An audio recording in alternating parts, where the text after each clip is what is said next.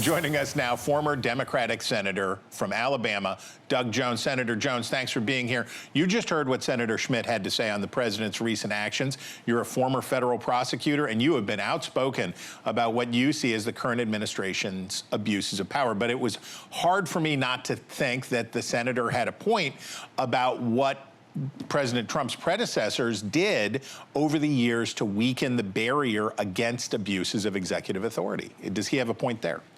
No, he absolutely has a point. The difference is he is a current United States senator. He should be seeking bipartisan resolution to claw some of these powers back and let Congress do their job, Chris.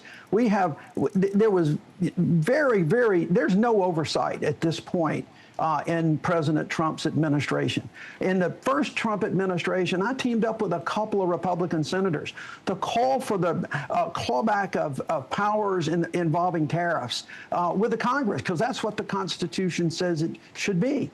Right now, this is a prime opportunity for both sides of the Hill, both Republicans and Democrats, to get together and say, wait a minute, we saw it. Republicans think we saw it a lot under Biden. We're seeing it now under Donald Trump. Let's take the opportunity to get some bipartisan legislature for Congress to do their job and not have this unitary executive where one president of the United States, regardless of the party, has all the power and you leave it to the courts to sort it out. That's not Congress's job, to leave it to the courts. Okay, on the Bolton raid business, relying on your expertise here, in the wake of the Mar-a-Lago raid in 2022, some very respected constitutional scholars raised concerns about precedent. Harvard professor Noah Feldman said, quote, "The fact that the power to prosecute criminally rests within the executive branch, not an independent prosecutor, means it is up to the sitting president to make sure our system doesn't devolve into a series of retaliatory prosecutions of former government officials."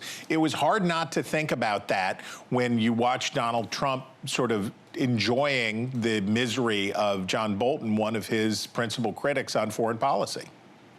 No, there's no question about that. Look, this is not an issue of retribution, Chris. Let's just say it like it is. This is revenge. This is revenge on a former inner circle member of the Trump administration who is now speaking out against the Trump administration's foreign policy, particularly with Ukraine, as well as the president himself.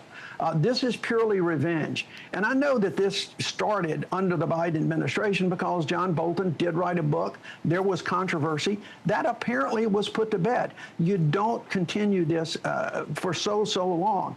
And, you know, you mentioned the Mar-a-Lago. The real big difference in Mar-a-Lago and here is that in the Mar-a-Lago situation, the National Archives, the others spent a lot of time trying to talk to the president and his lawyers about getting these documents back, making sure that there were no classified information stuck in a bathroom in a box somewhere, which is exactly what happened. Instead, they moved those boxes around. That didn't happen, to my knowledge, with John Bolton, and it has been years since all this. And we've seen investigations of Mike Pence and Joe Biden and others involving classified material. I want to remind folks, too, Chris, about one other aspect of Donald Trump's personality and his MO. And that is exactly what he said to President Zelensky in the phone call that resulted in his first impeachment. It's exactly what he asked Bill Barr. And that is, don't worry about the ultimate outcome. Just announce an investigation, and I'll and my members of Congress will do the rest. That's the frightening piece of this, Chris, that we will start investigations. The head of the FBI will live stream it as if it's the O.J. Simpson car chase in Los Angeles. And they're politicizing this much more than they should. And it's about the investigation, not the ultimate outcome. Okay, you made fighting crime part of a successful, unexpected victory for a Democrat in Alabama back in 2017. You're a former prosecutor. You take this stuff seriously, and you have urged Democrats to take people's concerns about crime seriously. But right now, many Democrats find themselves in a position where they are defending obviously unacceptably high crime rates in D.C. and other cities in order to oppose the president's police takeover here and proposed action in other places. Law and order concerns have definitely fueled a lot of Republican success in the past decade. Are Democrats falling into a trap by seeming to downplay crime in order to oppose Trump? You know, Chris, I quite frankly haven't seen Democrats downplaying crime. I think the question is how best to fight that crime. Remember, crime was on a downslope in the Biden administration. It continues that way. Cities still struggle with crime. I mean, any crime is too much crime. But the question is how to be strategic to do that. Unlike what Senator Schmidt said, the National Guard is not a crime-fighting unit. That is not what they're trained for. They did not go to Los Angeles to protect immigration officials out there. They went as a show of force. Those were peaceful demonstrations against the actions of ICE. And all of a sudden you had tanks rolling in and National Guard coming in, and that escalated the situation.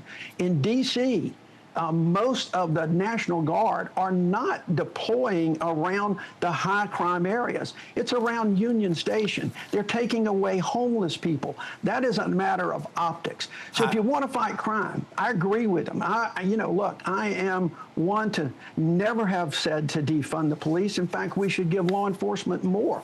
But we've got to be strategic about fighting crime. This is a show of authoritarianism. This is a show of a tough guy with military, because that's what they do in all these other countries. And I got to tell you, Chris, people ought to be very, very concerned. Okay, but I would just say that a long time ago when there were a bunch more Southern Democrats, people like, I don't know, Bill Clinton, the Democrats made being tough on crime a big part of the story, right? We're going to fight crime. We're serious about crime.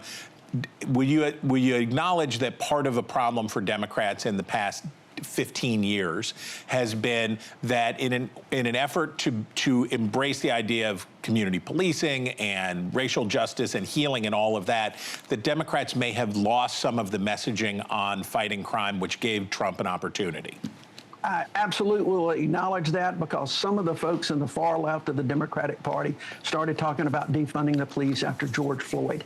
The majority of the Democrats in the Congress, I was there when all of that happened, did not believe in that, did not see that. But we lost the messaging because that is where the most popular folks on social media were. And that was the message that got picked up by the media. So I think our message got lost. But the proof is where folks are the rubber meets the road. For instance, in Birmingham, Alabama, we had a crime problem. Mayor Woodfin has done a great job of reducing gun violence, of reducing the murder rate in Birmingham. I think across America, Democrats are stepping up, and that's what I hope people will look at. All right, Senator, thank you. All right, America, if you've ever yelled "Roll Tide" at the Houndstooth in Tuscaloosa, you would know him already. But if you don't, there he is, former Senator Doug Jones. We thank you.